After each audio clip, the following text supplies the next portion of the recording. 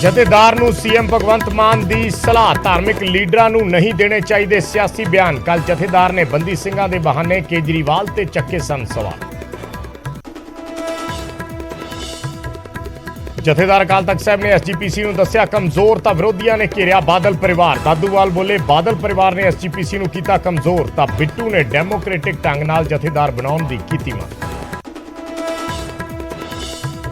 MP Simranjeet Singh मान ने भाजपा आगू टीना कपूर खिलाफ पुलिस च दी शिकायत। टीना ते झूठी बयानबाजी का लाया इल्जाम, तो अपने खिलाफ शिकायत होने ते भड़की टीना। क्या मैं सिमरनजीत मान नूं छड्डांगी नहीं। बरेली दे स्कूल च सिख ककारां ते पाबंदी मामले का घट गिणती कमिशन ने लिया नोटिस। विवाद वधन ते स्कूल ने भी मंगी माफी, एसजीपीसी ने भी जताया सख्त इतराज। मुख्यमंत्री भगवंत मान ने एमएसपी कमेटी ते चक्के सवाल। बोले एमएसपी नहीं भाजपा की कमेटी, पंजाब सरकार के नुमाइंदे शामिल करने की कीती मांग। सीएम मान ने मोहाली च आम आदमी क्लीनिक का कीता अचनचेत दौरा, इंतजामां दा लिया जायजा। बोले 15 अगस्त तो शुरू होंगे 75 क्लीनिक, 1 MBBS डॉक्टर सने 5 लोगों का होएगा स्टाफ। मान सरकार ने ट्यूबवैलों का लोड वधाउण ते राहत स्कीम की वधाई म्याद। हुण किसानां नूं 15 सितंबर तक फीस च कटौती का मिलेगा लाभ। हुण तक करीब 1.5 लाख नूं मिलिया फायदा। जलंधर डीसी दफ्तर के मुलाजमां वल्लों अणमिथे समय लई हड़ताल ते जाण दा ऐलान। सोमवार तो देणगे धरना। चैकिंग दौरान MLA शीतल अंगुराल ने अफसरां ते लाए सी भ्रिष्टाचार के इल्जाम। मानसा पुलिस नूं अंकित सिरसा ते सचिन भिवानी का 5 दिन का मिलिया होर रिमांड। कोर्ट ने 28 जुलाई तक रिमांड वधाया। मूसेवाला कतलकांड च दोहां तो की जा रही है पुछगिछ। संगरूर च वड्डा हादसा, खेतां च काम करते समय 2 भरावां नूं लग्या करंट, मौके ते ही हुई मौत। परिवार च छाया मातम।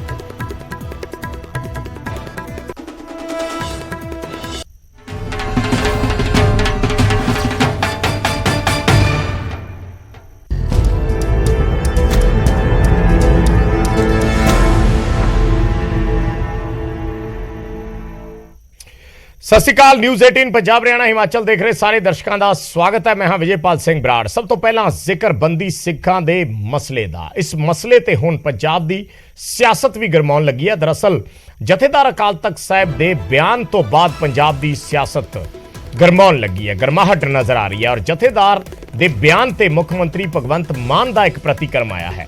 सीएम भगवंत मान ने कहा है कि धार्मिक आगुआं नूं सियासी बयान नहीं देने चाहिए। दरअसल कल जथेदार अकाल तख्त साहब ने एक स्पीच की सी, एक बयान दिता सी, और उसदे विच उन्होंने एसजीपीसी ते सवाल चक्के सी और नाल दी नाले कहा सी कि एसजीपीसी इन्नी कमजोर हो गई है कि उन्होंने केजरीवाल दे घर अगे जाके लिलड़ियां कढ़नियां पै रही ने। यह गल जथेदार अकाल तख्त साहब वालों कही गई सी, और क्योंकि उसदे विच उन्होंने एसजीपीसी ते तां सवाल चक्के सी, नाल ही दिल्ली दी सरकार नूं भी निशाने ते लिया सी। सो उस तो बाद सीएम भगवंत मान दा अज प्रतिक्रम आया, यह बयान आया कि सीएम भगवंत मान ने कहा कि धार्मिक आगुआं नूं सियासी बयान नहीं देने चाहिए।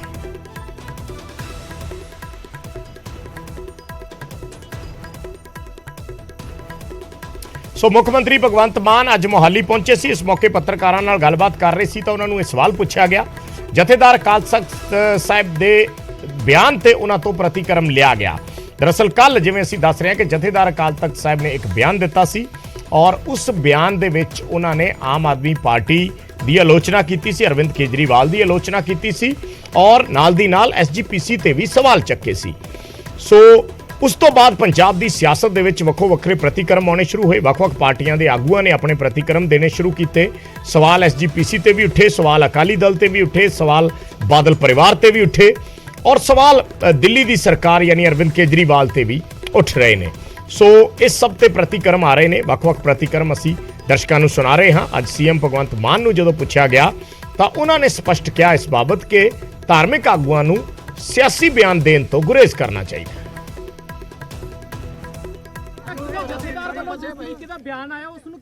हाँ जी, अरविंद केजरीवाल जी नूं क्या गया, कहंदे जी लाले कोले जाण दी लोड़ नहीं। ये तो जी देखो उन्हां दी मेरे ख्याल च धार्मिक आगुआं नूं अपने जिहड़ा इस तरह के राजनीतिक बयान नहीं देने चाहिए। एसजीपीसी कमजोर हो रही है, ये तो जी उन्होंने पूछो। धार्मिक संस्था मैं कोई राजनीतिक बयान एसजीपीसी ते नहीं देना चाहता। ਅਕਾਲ ਤਖਤ ਦੇ ਜਥੇਦਾਰ ਵੱਲੋਂ ਜਿਸ ਤਰੀਕੇ ਦਾ ਬਿਆਨ ਆਇਆ ਉਸ ਨੂੰ ਕਿਵੇਂ ਦੇਖਦੇ ਹੋ? ਹਾਂਜੀ, ਅਰਵਿੰਦ ਕੇਜਰੀਵਾਲ ਜੀ ਨੂੰ ਕਿਹਾ ਗਿਆ, ਕਹਿੰਦੇ ਜੀ ਲਾਲੇ ਕੋਲੇ ਜਾਣ ਦੀ ਲੋੜ ਨਹੀਂ।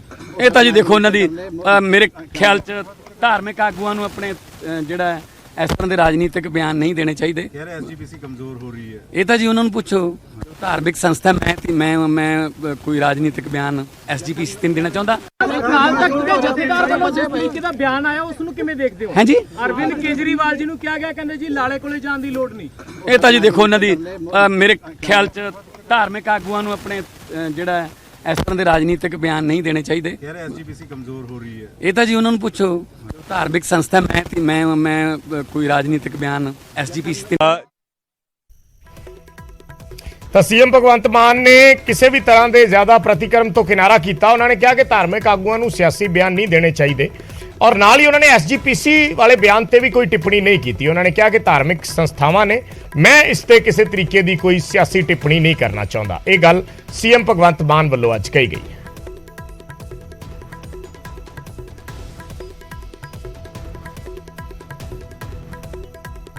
ਸੋ ਕੱਲ ਜਥੇਦਾਰ ਅਕਾਲ ਤਖਤ ਸਾਹਿਬ ਨੇ ਇੱਕ ਬਿਆਨ ਦਿੱਤਾ ਸੀ ਔਰ ਉਸ ਤੋਂ ਬਾਅਦ ਇਹ ਸਾਰੀ ਜਿਹੜੀ ਸਿਆਸਤ ਹੈ ਉਹ ਗਰਮਾਈ ਹੈ। ਉਹ ਬਿਆਨ ਕੀ ਸੀ ਅਸੀਂ ਤੁਹਾਨੂੰ ਉਹ ਵੀ ਸੁਣਾਉਂਦੇ ਹਾਂ। ਇੱਕ ਰਿਪੋਰਟ ਦੇਖੋ। ਉਹ ਸ਼੍ਰੋਮਣੀ ਗੁਰਦੁਆਰਾ ਪ੍ਰਬੰਧਕ ਕਮੇਟੀ ਜੀ ਦੀ ਦਹਾੜ ਦੇ ਨਾਲ ਦਿੱਲੀ ਦਾ ਤਖਤ ਹਿਲਦਾ ਸੀ, ਅੱਜ ਇੰਨੀ ਕਮਜ਼ੋਰ ਕਰ ਦਿੱਤੀ ਹੈ ਕਿ ਦਿੱਲੀ ਦਾ ਲਾਲਾ ਜਿਹੜਾ ਇਹਨਾਂ ਨੂੰ ਬਾਹਰ ਆ ਕੇ ਨਹੀਂ ਮਿਲਦਾ।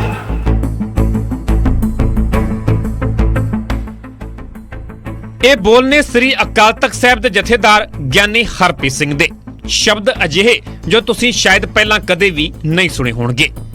ਸਥਾਨ ਸੀ ਸ੍ਰੀ ਕੀਰਤਪੁਰ ਸਾਹਿਬ ਦਾ ਗੁਰਦੁਆਰਾ ਸ਼ੀਸ਼ ਮਹਿਲ ਤੇ ਮੌਕਾ ਸੀ ਗੁਰੂ ਹਰਕ੍ਰਿਸ਼ਨ ਸਾਹਿਬ ਜੀ ਦੇ ਪ੍ਰਕਾਸ਼ ਪੁਰਬ ਨੂੰ ਲੈ ਕੇ ਰੱਖਿਆ ਗਿਆ ਵਿਸ਼ੇਸ਼ ਸਮਾਗਮ।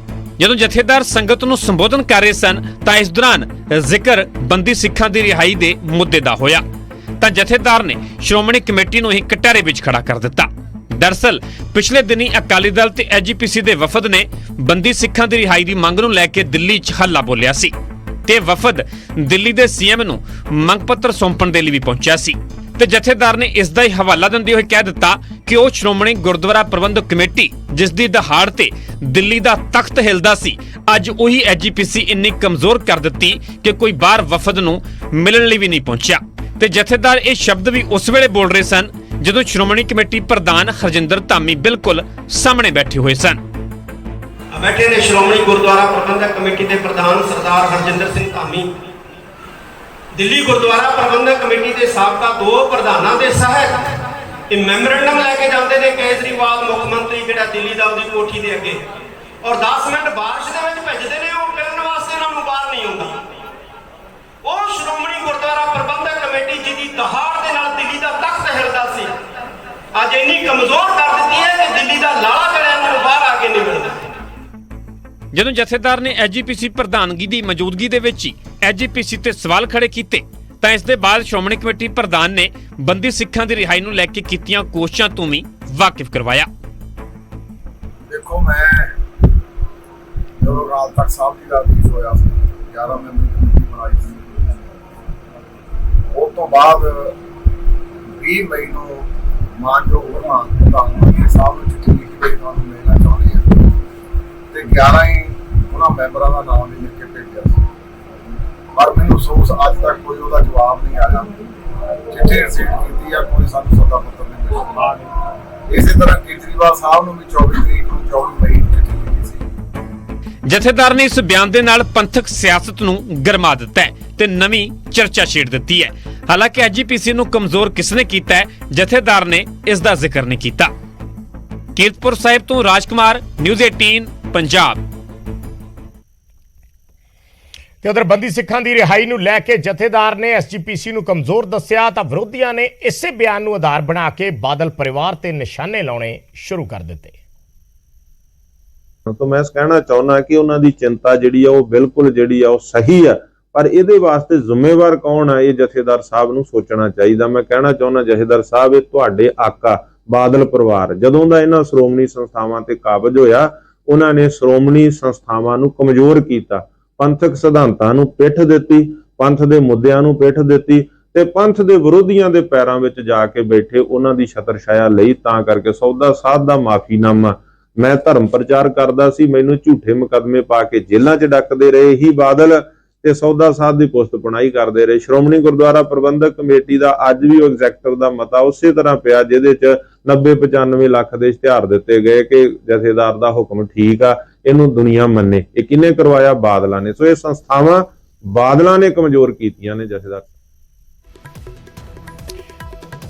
ਤੇ ਜਥੇਦਾਰ ਦੇ ਬਿਆਨ ਦੇ ਬਹਾਨੇ ਹੁਣ ਵਿਰੋਧੀ ਵੀ ਬਾਦਲ ਪਰਿਵਾਰ ਨੂੰ ਘੇਰ ਰਹੇ ਨੇ। ਰਵਨੀਤ ਬਿੱਟੂ ਨੇ ਇੱਕ ਪੋਸਟ ਦੇ ਵਿੱਚ ਲਿਖਿਆ ਹੈ ਕਿ ਜਥੇਦਾਰ ਸਾਹਿਬ ਐਸਜੀਪੀਸੀ ਨੂੰ ਕਮਜ਼ੋਰ ਕੀਤਾ ਗਿਆ ਹੈ ਤੇ ਇਸ ਦਾ ਰੁਤਬਾ ਖਤਮ ਕਰ ਦਿੱਤਾ ਗਿਆ ਹੈ। ਜਥੇਦਾਰ ਸਾਹਿਬ ਤੇ ਪ੍ਰਧਾਨ ਸਾਹਿਬ, ਤੁਸੀਂ ਸਿੱਖਾਂ ਨੂੰ ਗੁਰਬਾਣੀ ਨਾਲ ਜੋੜਨ ਦੀ ਬਜਾਏ ਅੱਤਵਾਦੀਆਂ, ਲੁਟੇਰਿਆਂ ਅਤੇ ਡਾਕੂਆਂ ਦੀਆਂ ਤਸਵੀਰਾਂ ਗੁਰੂ ਘਰਾਂ 'ਚ ਲਾਓਗੇ ਤੇ ਉਹਨਾਂ ਦੀ ਰਿਹਾਈ ਲਈ ਲੇਲੜੀਆਂ ਕੱਢੋਗੇ ਤਾਂ ਤੁਹਾਡੀ ਗੱਲ ਕੌਣ ਸੁਣੇਗਾ। ਦੂਜੀ ਗੱਲ ਇਹ ਹੈ ਕਿ ਜਿਹੜੇ ਜਥੇਦਾਰ ਤੇ ਐਸਜੀਪੀਸੀ ਪ੍ਰਧਾਨ ਬਾਦਲਾਂ ਦੇ ਇਸ਼ਾਰਿਆਂ ਤੇ ਚੱਲਣਗੇ ਉਹ ਬਾਦਲਾਂ ਵਾਂਗ ਹੀ ਖਤਮ ਹੋ ਜਾਣਗੇ। ਇਸ ਲਈ ਮੇਰੀ ਬੇਨਤੀ ਹੈ ਕਿ ਸਿੱਖਾਂ ਨੂੰ ਗੁਰਬਾਣੀ ਨਾਲ ਜੋੜਨ ਵਾਲਿਆਂ ਨੂੰ ਹੀ ਡੈਮੋਕ੍ਰੈਟਿਕ ਢੰਗ ਦੇ ਨਾਲ ਜਥੇਦਾਰ ਬਣਾਇਆ ਜਾਵੇ, ਤਾਂ ਹੀ ਸਾਡੇ ਇਹਨਾਂ ਮਹਾਨ ਸੰਸਥਾਵਾਂ ਦਾ ਕੱਦ ਉੱਚਾ ਤੇ ਸੁੱਚਾ ਰਹਿ ਸਕੇਗਾ। ਇਹ ਰਵਨੀਤ ਬਿੱਟੂ ਵੱਲੋਂ ਆਪਣੀ ਇੱਕ ਪੋਸਟ ਦੇ ਜ਼ਰੀਏ ਆਪਣਾ ਬਿਆਨ ਸਾਂਝਾ ਕੀਤਾ ਗਿਆ।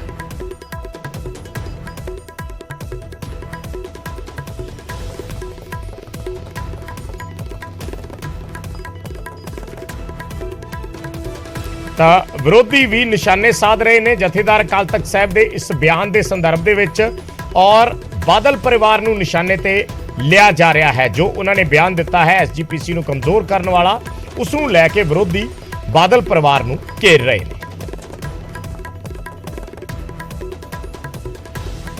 ਇਹ ਤਾਂ ਜਿਹੜੀ ਗੱਲ ਉਹਨਾਂ ਨੇ ਕਹੀ ਹੈ ਨਾ ਕਿ ਐਸਜੀਪੀਸੀ ਕਮਜ਼ੋਰ ਆ, ਇਹ ਤਾਂ ਬਦਕਿਸਮਤੀ ਨਾਲ ਕਮਜ਼ੋਰ ਹੋਈ ਹੈ।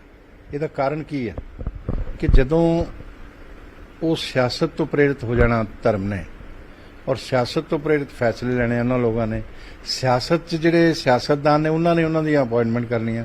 ਇੱਕ ਟਾਈਮ ਸੀ ਜਦੋਂ ਸੰਤ ਬਾਬਾ ਚੰਨਨ ਸਿੰਘ ਤੇ ਇਹ ਲੋਕ ਪ੍ਰਧਾਨ ਹੁੰਦੇ ਸੀ, ਇਹੋ ਜਿਹੀਆਂ ਸ਼ਖਸੀਅਤਾਂ, ਔਰ ਸ਼੍ਰੋਮਣੀ ਅਕਾਲੀ ਦਲ ਦੇ ਪ੍ਰਧਾਨ ਵੀ ਬਹੁਤ ਐਸੀਆਂ ਹਸਤੀਆਂ ਹੁੰਦੀਆਂ ਸੀ ਜਿਨ੍ਹਾਂ ਨੂੰ ਸ਼ਰਧਾ ਤੇ ਸਤਿਕਾਰ ਨਾਲ ਸਿਰ ਝੁਕਦਾ ਸੀ। ਇਹ ਸਰਦਾਰ ਗੁਰਚਰਨ ਸਿੰਘ ਟੌੜਾ ਤੱਕ ਰਿਹਾ, ਉਹ ਵੀ ਉਹਨਾਂ ਨੇ ਆਪਣਾ ਇੱਕ ਮਿਆਰ ਬਣਾ ਕੇ ਰੱਖਿਆ। ਉਸ ਤੋਂ ਬਾਅਦ ਇਹਦੇ 'ਚ ਇੱਕ ਐਸੀ ਸੋਚ ਆਈ ਕਿ ਉਹ ਆਪਣੇ ਪਰਿਵਾਰ ਲਈ, ਆਪਣੇ ਹਿੱਤਾਂ ਲਈ ਸ਼੍ਰੋਮਣੀ ਕਮੇਟੀ ਦਾ ਇਸਤੇਮਾਲ ਹੋਣ ਲੱਗ ਗਿਆ। ਧਰਮ ਦੇ ਲਈ, ਪ੍ਰਚਾਰ ਪ੍ਰਸਾਰ ਲਈ ਨਹੀਂ ਹੋਇਆ, ਸਿੱਖੀ ਨੂੰ ਇਹ ਛੋਟਾ ਕਰਦੇ ਗਏ। ਤੇ ਉਧਰ ਜਥੇਦਾਰ ਦੇ ਬਿਆਨ ਨੂੰ ਲੈ ਕੇ ਅਕਾਲੀ ਦਲ ਵੀ ਹੁਣ ਵਿਰੋਧੀਆਂ ਨੂੰ ਜਵਾਬ ਦੇ ਰਿਹਾ ਹੈ। जो लोग इतने इतने सालों से जेलों में बंद हैं, उनको अब तक रिहा नहीं किया जाता, और जब हमारे नुमाइंदे कोई बात करने के लिए जाते हैं तो उसके लिए टाइम भी नहीं दिया जाता। तो नेचुरली जब ऐसा बिहेवियर देश में होगा, ऐसी डिस्क्रिमिनेशन होगी, तो अकाल तख्त साहब के जथेदार कहेंगे, बोलेंगे। तो उन्होंने एसजीपीसी को नहीं कहा, उन्होंने देश की हुकूमत को कहा है, उन्होंने दिल्ली की गवर्नमेंट को कहा है, केजरीवाल की सरकार के ऊपर वो बोले कि इतनी भी उनकी जो है जो ईगो नहीं होनी चाहिए कि एसजीपीसी का अध्यक्ष, दिल्ली कमेटी के 2 फॉर्मर प्रेसिडेंट एक जेन्युइन इशू लेके उनके पास जा रहे हैं तो आगे कोई मिलने वाला नहीं है।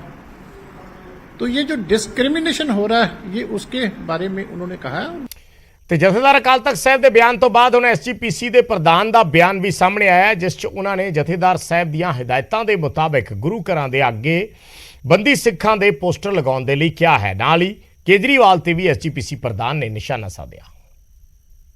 ਪਿਛਲੇ ਸਮੇਂ ਦੌਰਾਨ ਸ਼੍ਰੋਮਣੀ ਗੁਰਦੁਆਰਾ ਪ੍ਰਬੰਧਕ ਕਮੇਟੀ ਦਾ ਪ੍ਰਧਾਨ ਉਹ ਕਾਂਗਰਸ ਸਰਕਾਰ ਵੇਲੇ ਗਿਆ ਤੇ ਕੈਪਟਨ ਅਮਰਿੰਦਰ ਸਿੰਘ ਆਪਣੀ ਕੋਠੀ ਤੋਂ ਬਾਹਰ ਖੜੇ ਹੋ ਕੇ ਉਹਨਾਂ ਨੂੰ ਉਡੀਕ ਰਹੇ ਸੀ।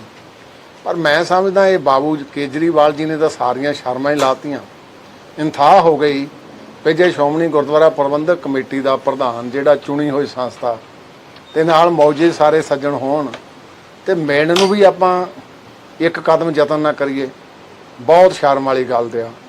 ਤੇ ਇਹਨਾਂ ਤੋਂ ਆਸ ਵੀ ਅਸੀਂ ਕੀ ਰੱਖ ਸਕਦੇ ਹਾਂ ਜਿਹੜੇ ਡੈਪੂਟੇਸ਼ਨ ਨੂੰ ਮਿਲਣ ਨੂੰ ਤਿਆਰ ਨਹੀਂ, ਉਹ ਵੀ ਉਸ ਸੰਸਥਾ ਦੇ ਜਿਹੜੀ ਡੈਮੋਕ੍ਰੈਟਿਕ ਤੌਰ ਤੇ ਵਰਲਡ ਵਾਈਡ ਇੱਕੋ ਇੱਕ ਸੰਸਥਾ ਆ।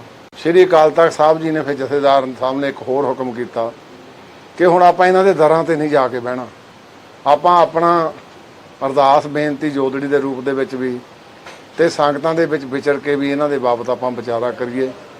ਸੋ ਉਹਨਾਂ ਨੇ ਆਦੇਸ਼ ਕੀਤਾ ਵੀ ਸਾਰੇ ਸਕੂਲ, ਕਾਲਜ ਤੇ ਸਾਰੇ ਗੁਰਦੁਆਰਾ ਸਾਹਿਬਾਨ ਤੇ ਜਿਹੜੇ ਦੂਸਰੇ ਗੁਰਦੁਆਰਾ ਸਾਹਿਬਾਨ ਵੀ ਆ ਸਾਰੀ ਦੁਨੀਆ ਤੇ ਉਹ ਸੰਘਰਸ਼ੀ ਯੋਧਿਆਂ ਦੀਆਂ ਤਸਵੀਰਾਂ ਦੇ ਨਾਲ ਉਹਨਾਂ ਦੀ ਕਿੰਨੀ ਜੇਲ੍ਹ ਹੋ ਗਈ ਆ, ਤੇ ਨਾਲ ਕੁਝ ਆਪਣੀ ਅਵਾਰਤ ਵੀ ਲਿਖ ਕੇ ਉਹਨਾਂ ਮਹਾਨ ਯੋਧਿਆਂ ਪ੍ਰਤੀ ਆਪਾਂ ਜਿਹੜੀਆਂ ਸੰਗਤਾਂ ਆਉਂਦੀਆਂ ਉਹਨੂੰ ਉਤਸ਼ਾਹਿਤ ਕਰੀਏ।